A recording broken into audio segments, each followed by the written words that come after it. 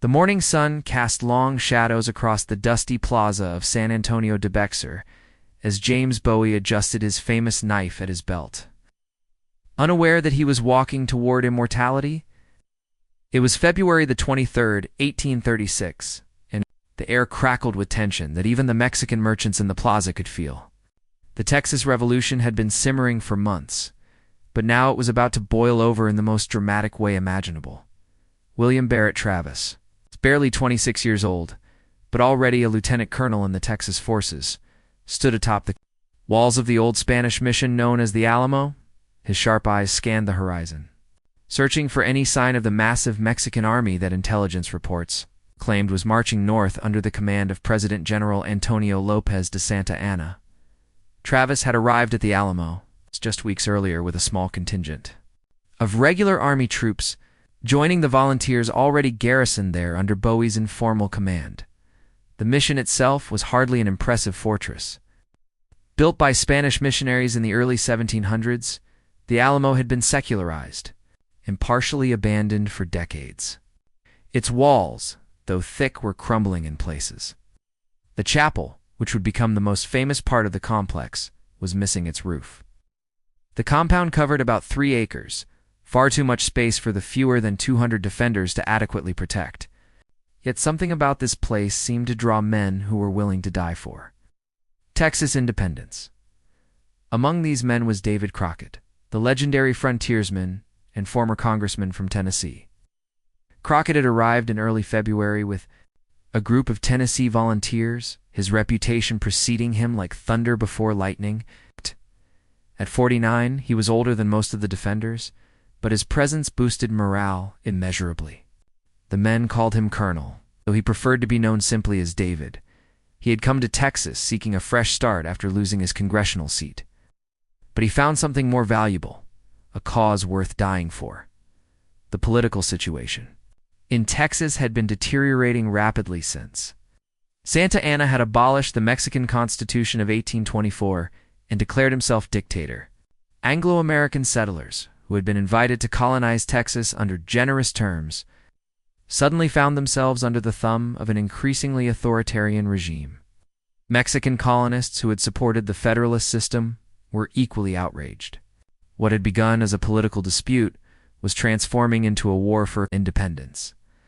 According to historical accounts documented in various sources, including the Texas State Historical Association archives, the siege began when Mexican cavalry appeared on the horizon, their lances glinting in the afternoon sun.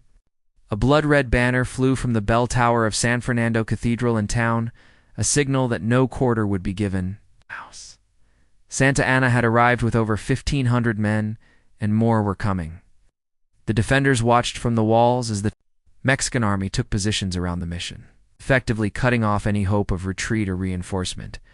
Travis knew immediately that they were vastly outnumbered and likely doomed. But retreat was not an option. The Alamo controlled the road from Mexico into the heart of Texas. If Santa Anna's army passed through unopposed, it could crush the rebellion before it truly began. Someone had to make a stand here, even if it meant certain death. As darkness fell on that first night of the siege, Travis gathered his officers and made the decision. That would echo through history. They would fight to the last man, the thunderous boom of Mexican artillery shattered the dawn silence on February the 24th, announcing the beginning of what would become one of the most famous sieges in military history. Cannonballs whistled through the air, smashing into the limestone walls of the Alamo with bone-jarring impacts that sent chunks of masonry flying like deadly shrapnel. The siege had begun in earnest, and every man inside the mission knew that their lives now hung by the thinnest of threads. William Travis moved quickly along the ramparts, his boots crunching on broken stone as he assessed the damage from the first bombardment. The north wall had taken several direct hits, but the thick limestone blocks had absorbed most of the impact. Still, he could see that sustained artillery fire would eventually reduce their defenses to rubble. They needed reinforcements, and they needed them desperately. Taking out a piece of paper, Travis began composing what would become one of the most famous letters in American history. To the people of Texas and all Americans in the world, he wrote in his flowing script, his hands steady despite the chaos around him. Fellow citizens and compatriots, I am besieged by 1,000 or more of the Mexicans under Santa Anna. I have sustained a continual bombardment and cannonade for 24 hours and have not lost a man. The enemy has demanded a surrender at discretion. Otherwise, the garrison are to be put to the sword if the fort is taken. I have answered the demand with a cannon shot, and our flag still waves proudly from the walls. James Bowie had fallen seriously ill, some say with typhoid fever, others with pneumonia brought on by a fall from the walls. From his sick bed in the low barracks, the legendary knife fighter directed the placement of cannons and the strengthening of weak points in the walls. Despite his illness, his reputation for ferocity in battle continued to inspire the defenders. Men would gather around his cot to hear his gravelly voice offer tactical advice and words of encouragement. David Crockett had positioned himself and his Tennessee volunteers along the wooden palisade that connected the church to the low barracks, perhaps the weakest point in the entire defensive perimeter. His rifle, Old Betsy, had already accounted for several Mexican soldiers who had ventured too close to the walls. Between the crack of gunfire, Crockett could be heard regaling his fellow defenders with tall tales and jokes, his irrepressible humor providing a crucial morale boost during the darkest hours. The Mexican artillery continued its relentless bombardment. Throughout the day, while Santa Anna's infantry probed the defenses looking for weak points, the dictator-president had positioned his forces in a wide semicircle around the mission, with the heaviest concentration of troops facing the north wall and the plaza entrance.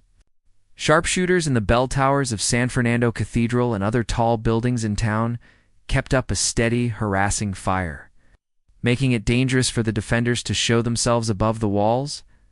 As night fell, Travis completed his letter and dispatched it with Captain Albert Martin, one of the few men willing to attempt to break through the Mexican lines.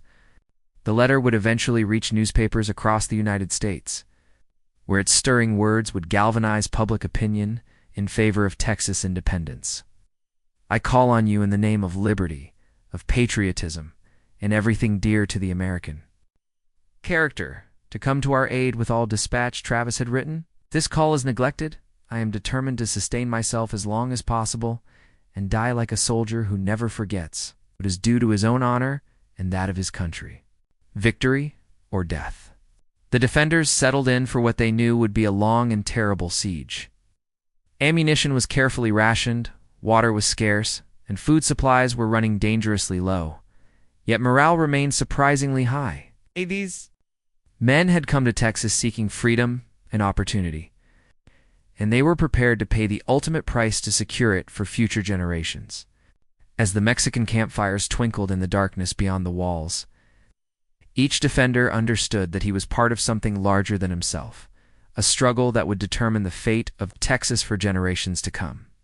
The third day of the siege dawned gray and cold, with a bitter north wind that seemed to cut through the defenders' thin clothing like invisible knives. February the 25th brought increased pressure from Santa Anna's forces, who had grown bolder as they realized the true weakness of their enemy's position. Mexican soldiers now advanced to within rifle range of the walls during daylight. Ours, their own sharpshooters, taking careful aim at any Texan foolish enough to expose himself for more than a few seconds. Colonel Travis had established a routine of daily reports to boost morale and keep his small garrison informed of their situation. Moving from position to position along the walls, he would stop to speak with groups of defenders, his voice carrying clearly in the thin air. Gentlemen, he announced during the morning inspection, we have now held this position for 3 days against overwhelming odds. Each hour we delay, Santa Anna, is another hour for Sam Houston to gather an army, or sacrifice. Here may yet save Texas. The defenders had organized themselves into overlapping fields of fire, with each man responsible for a specific section of wall or particular approach. David Crockett and his Tennessee volunteers continued to hold the vulnerable wooden palisade, their long rifles proving devastatingly accurate at picking off Mexican soldiers who approached too closely. Crockett himself had become something of a legend among both the defenders and the besiegers. His distinctive coonskin cap visible whenever he rose to take a shot, James Bowie's condition continued to deteriorate, but his fighting spirit remained. Unbroken, carried on a cot to different positions when Mexican attacks threatened to overwhelm particular sections of the defenses. The knife fighter continued to direct the battle with tactical expertise gained from years of frontier warfare. His famous blade rested across his chest, ready for the final fight that everyone knew was coming. The sight of the legendary Bowie, ill but unbowed, inspired even the youngest defenders to hold their positions against impossible odds. Water had become a critical concern. The mission's well was located in the open courtyard, making trips to collect water extremely dangerous during daylight hours. Small groups of volunteers would dash across the open space during lulls in the Mexican bombardment, filling leather bags and ceramic vessels before racing back to cover. Several men had already been wounded making these desperate water runs, but without them, the garrison would die of thirst long before Santa Anna's final assault. The Mexican army continued to grow larger each day as reinforcements arrived from the south. Conservative estimates placed Santa Anna's forces at over 2,000 men, with more artillery pieces being brought into position daily. The general himself could occasionally be seen through spyglasses, resplendent in his elaborate uniform, directing the placement of siege works with the confidence of a man who knew victory was inevitable. His blood-red banner still flew from the cathedral tower, its message clear to all who could see it. Historical records, from the Mexican perspective, as documented in Santa Anna's own memoirs, reveal that the dictator-president viewed the Alamo not merely as a military obstacle, but as an opportunity to send a message to all potential rebels. Every defender would die, and their deaths would serve as a warning to others who might consider challenging Mexican authority. This policy of no quarter was intended to end the rebellion through sheer terror, but it would ultimately have the opposite effect. As darkness fell on the third night, Travis gathered his officers for a war council in the chapel. The building's thick walls provided some protection from Mexican snipers. Its partially collapsed roof allowed them to observe enemy positions. The situation was becoming more desperate by the hour. The reinforcements had arrived despite repeated pleas for help. Ammunition was running low, and the Mexican artillery was systematically reducing their defenses to rubble. Yet not one man suggested surrender. They had crossed a line from which there could be no return, and each understood that their deaths might yet serve Texas better than their lives. The dawn of February, the 26th, brought a momentary pause. In the bombardment that had become the soundtrack of the siege, in the eerie quiet, the defenders could hear Mexican bugles sounding assembly calls throughout the enemy camps, a sure sign that Santa Anna was preparing for something significant. Travis used the lull to inspect the damage to their fortifications, and what he saw confirmed his worst fears. The north wall was developing serious cracks. The wooden palisade was splintered in several places. Captain Juan Nepomuceno Seguin, one of the few Tejano defenders in the garrison, approached Travis with crucial intelligence gathered from his observations of enemy movements. Seguin, whose family had been prominent in Texas politics before Santa Anna's rise to power, reported that the Mexican forces were constructing fascines and scaling ladders, clear preparations for a major assault.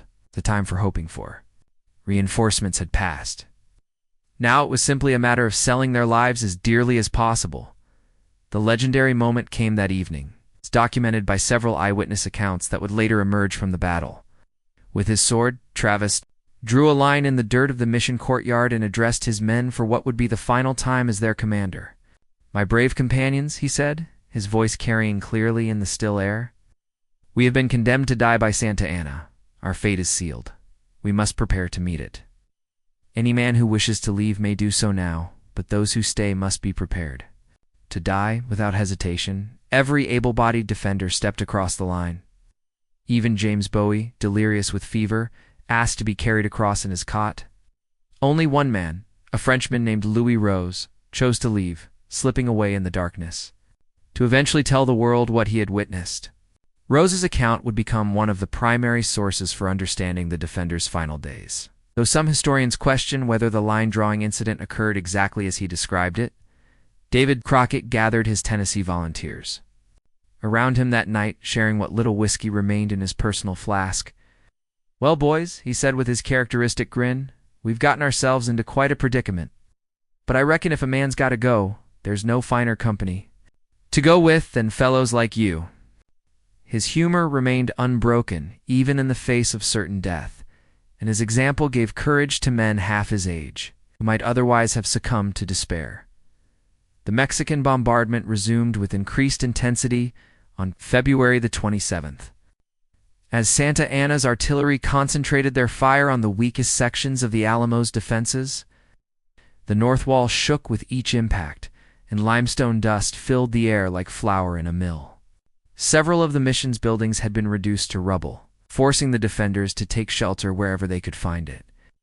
The chapel, with its thick walls, became a refuge for the wounded and those not actively manning the defenses.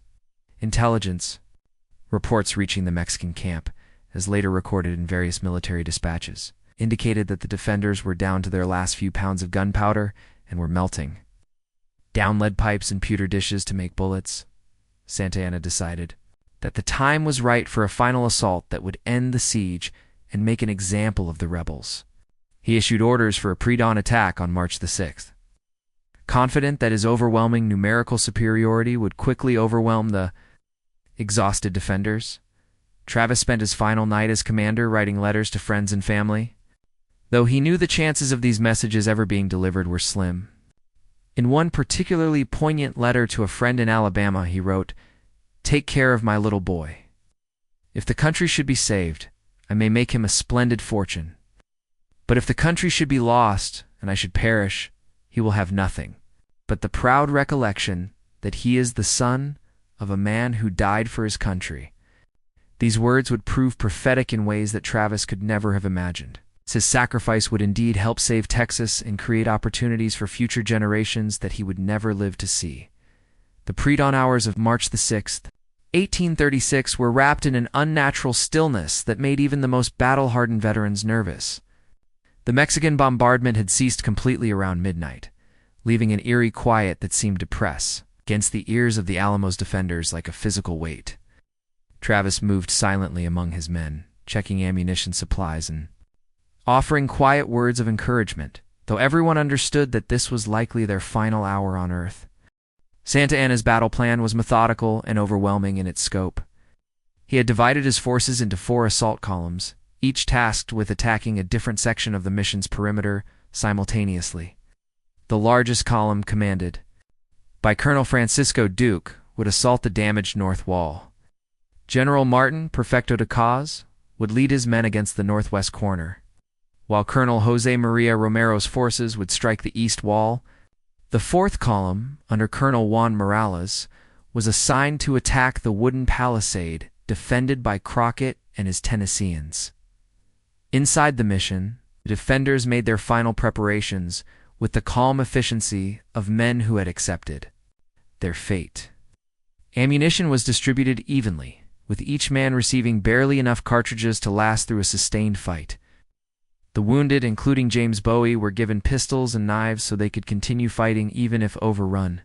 In the chapel, a small group of non-combatants, including Susanna Dickinson, wife of one of the defenders, and her infant daughter Angelina, huddled together, knowing they would likely be the only survivors to tell the tale. The attack began.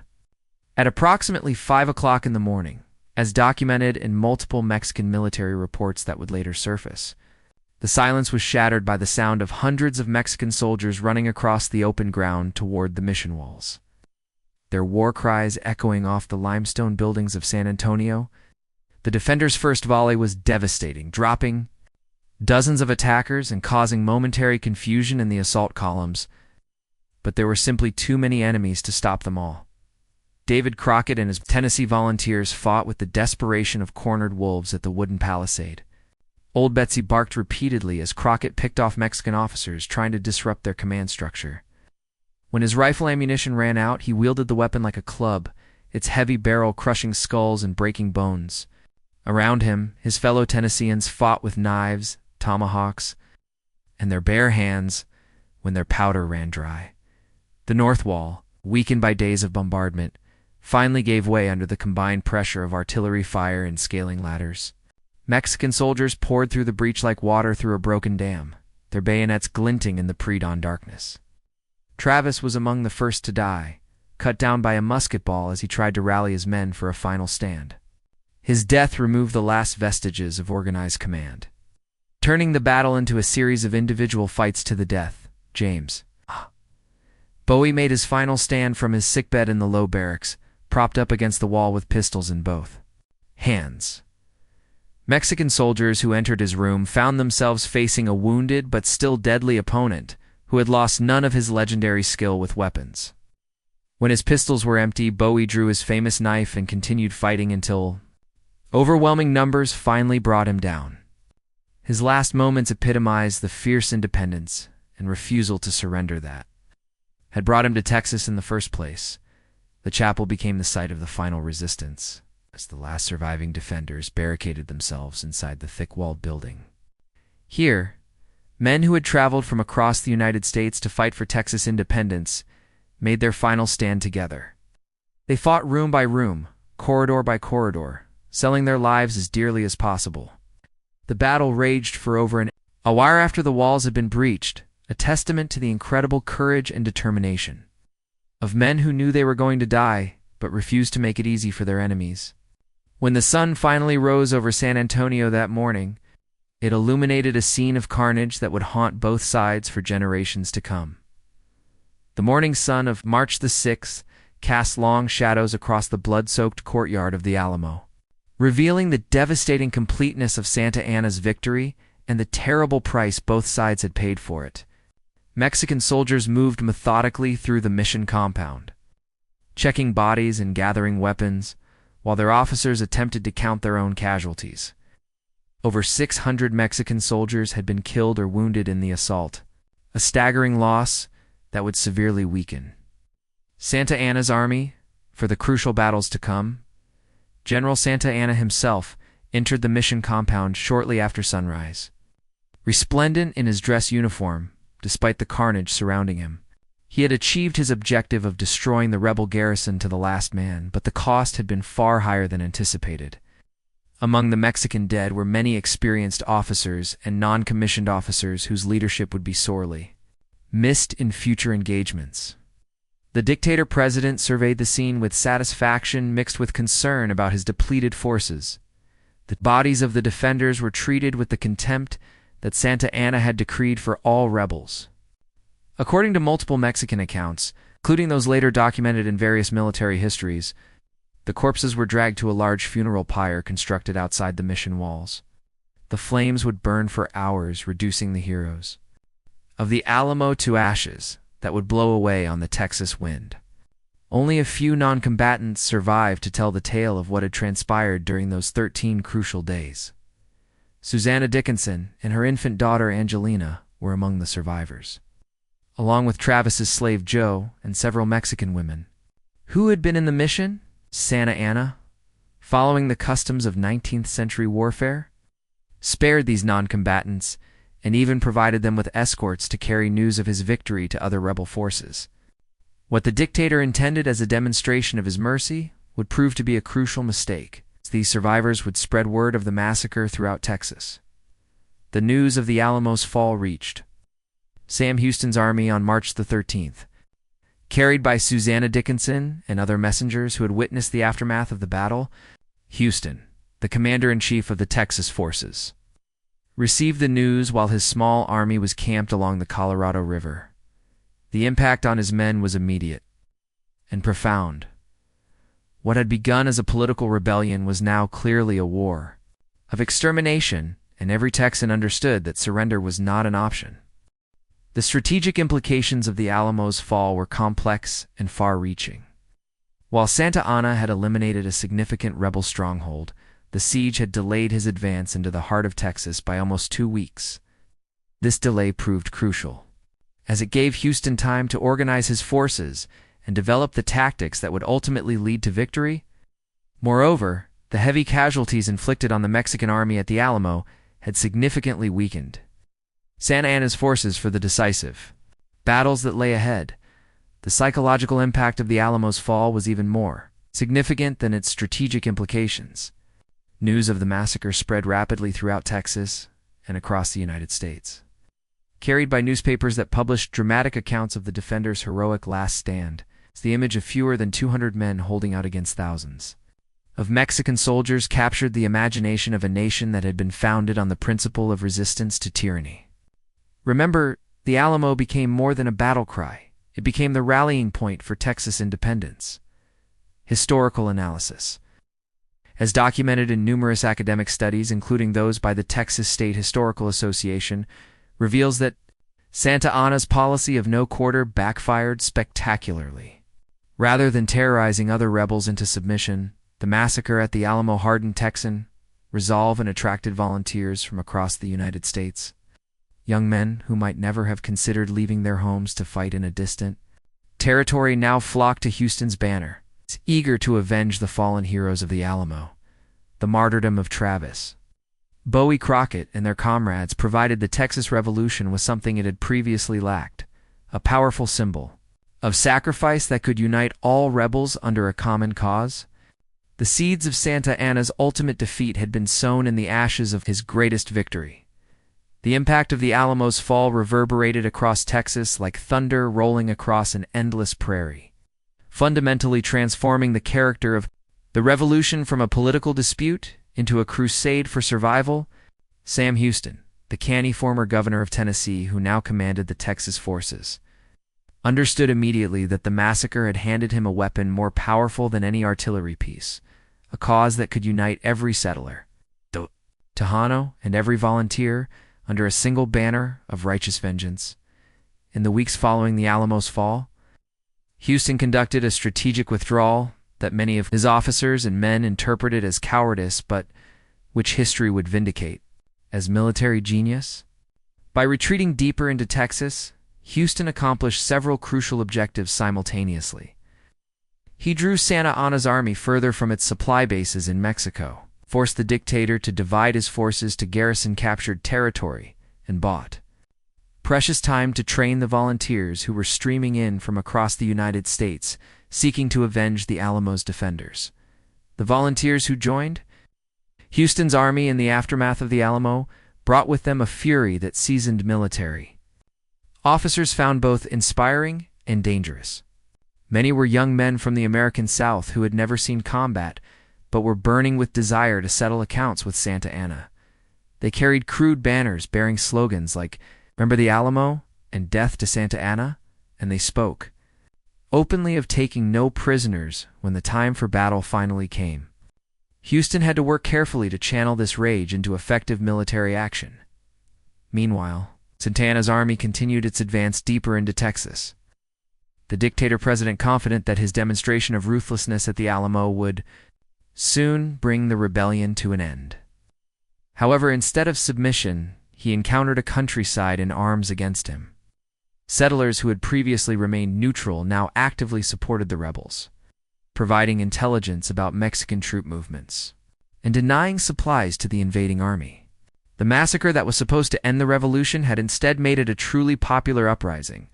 The decisive moment came on April the 21st, 1836, at a place called San Jacinto, where Houston finally chose to make his stand against the divided Mexican forces. The battle itself lasted only 18 minutes, but those 18 minutes changed the course of history. Houston's men, many of them screaming "Remember the Alamo" as they charged, caught Santa Anna's forces completely by surprise during their afternoon siesta. The result was not so much a battle as a massacre in reverse. Santa Anna himself was captured the day after San Jacinto, found hiding in the grass wearing the uniform of a common soldier. When brought before Houston, who was nursing a wounded ankle from the battle, the dictator-president expected to be executed immediately in revenge for the Alamo. Instead, Houston displaying the same kind of strategic thinking that had made his retreat so effective, chose to spare Santa Anna's life in exchange for orders to all Mexican forces to withdraw from Texas. The revolution that had seemed doomed after the fall of the Alamo was suddenly and completely victorious. Historical records, including those maintained by the Republic of Texas government archives, show that the memory of the Alamo continued to shape Texas politics and identity long after independence had been achieved. The defenders were officially recognized as martyrs. of the Republic, and their sacrifice became the foundational myth of Texas nationalism. Streets, towns, and counties were named after Travis, Bowie, Crockett, and their fellow defenders, ensuring that their names would never be forgotten. The final irony of the Alamo story emerged in the decades that followed. As Texas grew from a struggling republic into a prosperous state of the American Union, the sacrifice of fewer than 200 men in a crumbling Spanish mission had not only secured Texas independence, but it also opened the door for American expansion to the Pacific Ocean. The defenders of the Alamo had died believing they were fighting for Texas, but their sacrifice had actually helped determine the fate of a continent. Their 30-day stand against impossible odds had delayed Santa Anna's advance just long enough for Houston to organize the victory that would echo through the ages. In death, Travis, Bowie, Crockett, and their comrades had achieved something far greater than any of them could have imagined in life. They'd become immortal symbols of the price of freedom and the power of sacrifice in the cause of liberty.